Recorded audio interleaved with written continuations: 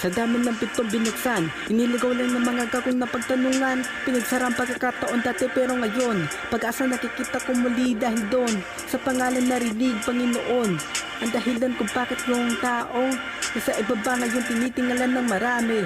Bisis tingan tinakip sa mapangos na sinasabi, wala dyan mapapala, tigilan mo na nga. Kaso ngayon yung pulubi mali na rin na. Inakala ko ang akala nila dati, kaya nga di ko inakala na mangyayari. Panaginip sa katotohanan pa rin na nanaginip. Nagising di makapaniwala, kakaisip namamangha parang mahika, di makapaniwala. Ganito ang tao, sa Diyos may tiwala.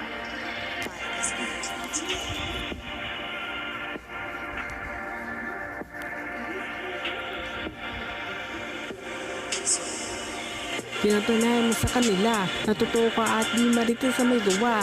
Maniwala madali dahil kasama na kita. Sinamahan mo na ako nagsimula pa ng pagkikipaglaban ko sa realidad. Pinagpala mo na kung wala pa kong edad. Nakikita sa akin kapangyarihan mo na katutok. Pinakit mo ako na narito sa pinakatuktok. Talino ko, ikaw ang naglagay sa buhay. Maranya dinala ng pagpapala ako ay mayaman na masasabi, naging kumpas ka sa akin.